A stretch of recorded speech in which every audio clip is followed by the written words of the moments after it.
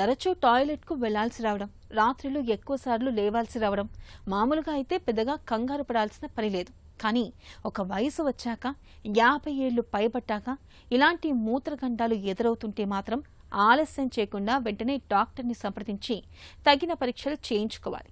పదే పదే మూత్రానికి వెళ్లాల్సి రావడం వెనుక ప్రోస్టేట్ గ్రంథిలో పెరుగుదల మొదలుకొని క్యాన్సర్ కణితుల వరకు చాలా కారణాలే ఉంటాయి. మలి వయసులో పురుషులకు పెనుశాపంగా పరిణమించే ప్రోస్టేట్ క్యాన్సర్ గురించిన పూర్తి వివరాల్ని డాక్టర్ని అడిగి ఇప్పుడు తెలుసుకుందాం.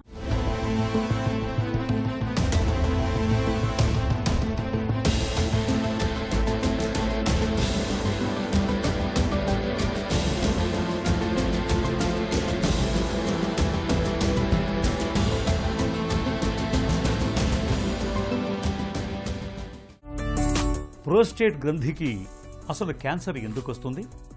ప్రోస్టేట్ గ్రంథి అనేది మన పురుషులలో ఉంటుందండి. అది మూత్రం సంచి అంటారు. యూరినరీ బ్లాడర్ కింద భాగంలో ప్రోస్టేట్ గ్రంథి అనేది ఉంటుంది. రెండు తొంటి ఎముకల మధ్య భాగంలో మూత్రం సంచి కిందగా ఉంటుంది. ఇది పురుషులకి సంతానోత్పత్తికి కావాల్సిన ఒక గ్రంథి. అయితే వయసు పైబడిన వారికి, ఎస్పెషల్గా ఒక 65 సంవత్సరాలు దాటిన వాళ్ళకి ప్రోస్టేట్ గ్రంథిలో కణాలు అనేది అదుపు తప్పి కొత్త కణాలు రావడం వల్ల గడ్డలాగా మారి అది క్యాన్సర్కి దారితీస్తుందండి. చాలా వరకు ఇది ఏజ్ తోటి వచ్చే క్యాన్సర్గా చెప్పచ్చు. ప్రోస్టేట్ క్యాన్సర్ లక్షణాలు ఎలా ఉంటాయి? ప్రోస్టేట్ గ్రంథి తొలి దశ క్యాన్సర్స్ సాధారణంగా వయసు పైబడిన వాళ్ళకి ప్రోస్టేట్ గ్రంథి వాపు వల్ల మూత్రం నాళాన్ని పక్కనున్న దారిని ఒత్తడం వల్ల మూత్రం అంటే స్టార్టింగ్లో రాకపోవడం, అంటే గట్టిగా ప్రెస్ చేయాల్సిన అవసరం ఉంటుంది. So starting of the urine బాగా డిఫికల్ట్గా పాస్ చేయడం అనేది ఒక ముఖ్య లక్షణం అని చెప్పచ్చు. అలాగే మూత్రం పోసినప్పుడు ఆ దారి స్లోగా ఉండడము, వీక్గా ఉండడము, చాలాసేపు పాస్ చేయడము, ఇవి కూడా ఒక సిమ్టమ్ లాగా చెప్పచ్చు. కొంతమందికి మూత్రంలో రక్తం లాంటివి కూడా ప్రోస్టేట్ క్యాన్సర్ సిమ్టమ్గా చెప్తాం. అయితే చాలా వరకు మనకి ఈ లక్షణాలు కామన్గా ప్రోస్టేట్ గ్రంథికి వచ్చే ఒక జబ్బు బీపీహెచ్ అంటారు, బినైన్ ప్రోస్టేటిక్ హైపర్ప్లేసియా. ఈ లక్షణాలు కూడా క్యాన్సర్కి మిమికింగ్గానే ఉంటాయి. అయితే కాకపోతే బీపీహెచ్ వల్ల క్యాన్సర్ అనేది ఏం రాదు. రెండు కూడా లక్షణాలు సిమిలర్గా చెప్తాం. చాలామందికి మనకు తెలిసిన ముసలి వాళ్ళకి కానీ రాత్రిపూట యూరిన్ అనేది ఎక్కువసార్లు అలవాటు ఉంటుంది. అది బీపీహెచ్ వల్ల వచ్చే లక్షణాలు అన్నమాట. అయితే క్యాన్సర్కి సపరేట్గా సిమ్టమ్స్ అనేది ఏం ఉండవు. బీపీహెచ్ లాంటి సిమ్టమ్సే ఉంటాయి. మెయిన్గా మూత్రం పోసే దారి అనేది వీక్గా ఉండడము, స్లోగా ఉండడము, ఆ పాసేజ్ టైం అనేది ఎక్కువగా తీసుకోవడం, చాలా ఇబ్బందికరంగా పోవడము, మూత్రం పోసినా కానీ ఇంకా మిగిలి ఉంది యూరిన్ అనేది ఒక సిమ్టమ్ లాంటివి మనకు అనిపిస్తూ ఉంటాయి. ఈ లక్షణాలు తొలి దశ ప్రోస్టేట్ క్యాన్సర్కి వర్తిస్తుంది. అదే లేట్ దశ క్యాన్సర్ అంటే ప్రోస్టేట్ క్యాన్సర్ గడ్డ దగ్గర నుంచి దూరం పాకినప్పుడు, ముఖ్యంగా వెన్నుముకకి పాకే అవకాశం ఉంటుంది కాబట్టి వెన్ను నొప్పి, లివర్కి పాకే అవకాశం ఉంటుంది కాబట్టి జాండీస్ కానీ కడుపు నొప్పి కానీ రావడము, ఊపిరితిత్తులో పాకినప్పుడు విపరీతంగా దగ్గులో కళ్ళలో రక్తం పడడం అనేది లక్షణాలుగా చెప్పచ్చు. ప్రోస్టేట్ క్యాన్సర్ ముప్పు ఎవరికి ఎక్కువగా ఉంటుంది? చాలా వరకు ప్రోస్టేట్ క్యాన్సర్ ముప్పు అనేది వయసు పైబడిన వాళ్ళకి వస్తుంది. 65 సంవత్సరాలు వయసు పైబడిన వాళ్ళకి చాలా కామన్గా చూస్తాం. అయితే పురుషులలో చూసుకుంటే మనకి ప్రోస్టేట్ క్యాన్సర్ అనేది చాలా కామన్ క్యాన్సర్ అన్నమాట. అది కాకుండా ఏజ్ కాకుండా చాలా వరకు ఫ్యామిలీ హిస్టరీ అన్నమాట. అంటే ఇప్పుడు ఒక ఫ్యామిలీలో ఒకరికి వయసు పైబడిన వాళ్ళకి వాళ్ళ ఫాదర్కి కానీ వాళ్ళ బ్రదర్కి కానీ ప్రోస్టేట్ క్యాన్సర్ ఉంటే వాళ్ళకు వచ్చే ఛాన్సెస్ కూడా ఉంటాయి. ఇవి కాకుండా అధిక బరువు, obesity and smoking and dietary habits వల్ల ప్రోస్టేట్ క్యాన్సర్ అనేది కూడా దారితీస్తుంది. ప్రోస్టేట్ గ్రంథికి క్యాన్సర్ను నిర్ధారించే పరీక్షలేవి? ప్రోస్టేట్ క్యాన్సర్కి నిర్ధారణ మనకి ఎప్పుడైతే సిమ్టమ్స్ ఉంటాయో వాడిని పరీక్ష చేసుకొని ఉందా లేదా అనేది తెలుసుకునేవి ఒక సింపుల్ క్లినికల్ ఎగ్జామినేషన్, అంటే డాక్టర్ గారిచే క్లినికల్ ఎగ్జామినేషన్ చేసుకోవడంతో చెప్పొచ్చు. అది కాకుండా ఒక blood test, prostate specific antigen PSA blood test అనే దాని ద్వారా కూడా ప్రోస్టేట్ క్యాన్సర్ అనేది నిర్ధారణ చేస్తారు.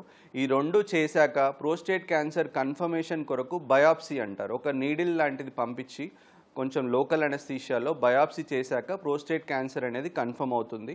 క్యాన్సర్ అనేది కన్ఫర్మ్ అయ్యాక MRI scan and PET CT scan ద్వారా మనం క్యాన్సర్ ట్రీట్మెంట్ కొరకు ఎన్నో దశ అనేది తెలుసుకోవాల్సిన అవసరం ఉంటుంది. ముఖ్యంగా డిజిటల్ రెక్టల్ ఎగ్జామినేషన్ అంటారు అండ్ బ్లడ్ టెస్ట్ పిఎస్ఏ, ఈ 2 టెస్ట్లతోటి ప్రోస్టేట్ క్యాన్సర్ అనేది మనం నిర్ధారించుకోవచ్చు. ప్రోస్టేట్ క్యాన్సర్కు చికిత్స ఏంటి? ప్రోస్టేట్ క్యాన్సర్కి చాలా అధునాతనమైన ట్రీట్మెంట్స్ అనేది ఇప్పుడు ప్రస్తుతం అవైలబుల్లో ఉన్నాయి. ముఖ్యంగా తొలి దశ ప్రోస్టేట్ క్యాన్సర్ కనుక చూసుకుంటే దీంట్లో రోబోటిక్ ప్రోస్టెటెక్టమీ అనేది ఒక అధునాతనమైన చికిత్స అనేది ఇప్పుడు అవైలబుల్ ఉందండి మనకి. అందులో ఏంటంటే అంగం అనేది ఎరెక్షన్కి కావాల్సిన నర్వ్స్ని డిస్టర్బ్ కాకుండా మూత్రం అనేది కంట్రోల్ తప్పకుండా మనకి సర్జరీ అనేది చేసే టెక్నిక్ అనేది దాంట్లో రోబోటిక్లో చేస్తున్నాము. దీన్ని రోబోటిక్ ప్రోస్టెటెక్టమీ అంటారు. ట్రెడిషనల్గా చూసుకుంటే ఓపెన్ పద్ధతుల్లో ప్రోస్టెటెక్టమీ చేసిన వాళ్ళకి ఈ ఎరెక్షన్ ప్రాబ్లము ఇంకా యూరినరీ ఇన్కాంటినెన్స్ ప్రాబ్లం అనేది కొంతవరకు ఎక్కువగా చూసేవాళ్ళం. అయితే ఈ రోబోటిక్ పద్ధతుల్లో చాలా వరకు మనం ఈ సమస్యల్ని నివారించుకున్నాము. ఇదే కాకుండా మనకి సర్జరీ కానప్పుడు కొన్నిసార్లు స్టేజ్ ఎక్కువగా ఉన్నప్పుడు వాటిని రేడియోథెరపీ అంటే రేడియేషన్ ట్రీట్మెంట్తో కానీ అండ్ కీమోథెరపీ అడ్వాన్స్డ్ స్టేజ్ వాళ్ళకి అంటే బోన్స్కి స్ప్రెడ్ అయినప్పుడు కానీ పక్కన లింఫ్ నోడ్స్ అంటారు లివర్కి స్ప్రెడ్ అయినప్పుడు మనం కీమోథెరపీ హార్మోన్ థెరపీ అనేవి కూడా వచ్చాయి. అయితే మనం గమనించాల్సింది ఏంటంటే ప్రోస్టేట్ క్యాన్సర్కి ఒక వయసు పైబడిన వాళ్ళకి వస్తుంది అనుకున్నప్పుడు మినిమం లైఫ్ ఎక్స్పెక్టెన్సీ ఉందండి. For example less than 10 years వరకే వాళ్ళు జీవించే స్కోప్ ఉన్నప్పుడు ఎర్లీ స్టేజ్ వాటికి యాక్టివ్ సర్వైలెన్స్ అంటే ఏమి ట్రీట్మెంట్ లేకుండా అబ్జర్వేషన్ కూడా ఒక ట్రీట్మెంట్ అనేది చెప్తాం. ఇంకొక విషయం మెటాస్టాటిక్ ప్రోస్టేట్ క్యాన్సర్ అంటే చివరి దశ ప్రోస్టేట్ క్యాన్సర్కి కూడా మనకి ఒక 7 రకాల ట్రీట్మెంట్స్ అనేవి అవైలబుల్ ఉన్నాయి. కీమోథెరపీ అంటే ఒకటి ఫెయిల్ అయినా రెండోది ఫెయిల్ అయినా అట్లా 7 రకాల ట్రీట్మెంట్స్ అనేవి అవైలబుల్ వచ్చాయి. ప్రోస్టేట్ క్యాన్సర్ అనేది ఇప్పుడు ప్రస్తుత కాలంలో డయాబెటీస్ అండ్ హైపర్ టెన్షన్ ఎలాగైతే డైలీ మాత్రలు వేసుకొని కంట్రోల్లో ఉంటున్నాయో అదేవిధంగా మెటాస్టాటిక్ అంటే స్టేజ్ 4 ప్రోస్టేట్ క్యాన్సర్ కూడా ఒక డైలీ వారి మెడిసిన్ తోటి చాలా వరకు కంట్రోల్గా చేసుకోగలుగుతున్నాం. ప్రోస్టేట్ క్యాన్సర్కు చికిత్స తర్వాత ఎలాంటి జాగ్రత్తలు తీసుకోవాలి? ప్రోస్టేట్ క్యాన్సర్ ట్రీట్మెంట్ అయినప్పటి నుంచి ఒక 5 years వరకు డాక్టర్ గారి అబ్జర్వేషన్లో కంపల్సరీ ఉండాలండి. ప్రతి 3 నుంచి 4 నెలలకి ఫస్ట్ 2 years వరకు కంపల్సరీగా పిఎస్ఏ టెస్ట్ అనేది చేయిస్తాము అండ్ డాక్టర్ గారి ఫాలోఅప్ పరీక్షలు అనేవి చేస్తారు. ఇవి కాకుండా మనకి ఎటువంటి సిమ్టమ్స్ అంటే 3 వారాలకు మించి ఏదైనా మూత్రంలో మళ్ళీ రిపీట్గా బ్లడ్ పడడం కానీ కడుపు నొప్పి రావడం కానీ వెన్నుముక దగ్గర పెయిన్స్ వచ్చినప్పుడు డాక్టర్ గారిని సంప్రదించాల్సిన అవసరం ఉంటుంది. అదేవిధంగా సమతుల్య ఆహారం అంటే బ్యాలెన్స్డ్ డైట్, బరువు పెరగకపోవడం, వ్యాయామం చేయడం వల్ల మనం కంపల్సరీగా దీన్ని మనం ఫాలో చేయొచ్చు. ప్రోస్టేట్ క్యాన్సర్ను నివారించుకోవచ్చా? ప్రోస్టేట్ క్యాన్సర్ అనేది ఏజ్ తోటి రిలేటెడ్ క్యాన్సర్ కాబట్టి మనం ఏజ్నే మనం చెక్ చేసుకుంటూ ఉన్నప్పుడు అంటే ఒక 50 years దాటిన తర్వాత ఎవ్రీ 2 yearsకి ఒక చిన్న బ్లడ్ టెస్ట్ ద్వారా మనం ప్రోస్టేట్ క్యాన్సర్ని ముందుగానే మనం తెలుసుకోవచ్చండి. అంటే పిఎస్ఏ బ్లడ్ టెస్ట్ ఎవ్రీ 2 yearsకి మనం చేస్తాం. అయితే అందరికీ చేయాలా లేక అవసరం లేదా అనే దాన్ని బట్టి చూసుకుంటే కనుక ఒక 50 సంవత్సరాలు మించిన వాళ్ళకి ఎవ్రీ 2 years అనేది చేసుకుంటే బెటర్ అండి. అదే కొంతమందికి ఫ్యామిలీ హిస్టరీలో ప్రోస్టేట్ క్యాన్సర్ ఉన్న వాళ్ళకి కొంచెం ఎర్లీగా అంటే 45 years కానీ 40 years క్రాస్ అయిన వాళ్ళకి ఎవ్రీ 2 yearsకి పిఎస్ఏ బ్లడ్ టెస్ట్ చేసుకోవడంతో మనం ముందుగానే తెలుసుకోవచ్చు. నడి వయసులోకి వచ్చాక తరచూ పిఎస్ఏ పరీక్షను చేయించుకుంటూ ఉంటే ప్రోస్టేట్ గ్రంథిలో క్యాన్సర్ ఆనవాళ్లను చాలా వరకు ముందుగానే పసిగట్టవచ్చు. చికిత్స తీసుకోవడం ద్వారా ప్రోస్టేట్ క్యాన్సర్ను పూర్తిగా నయం చేసుకోవచ్చు.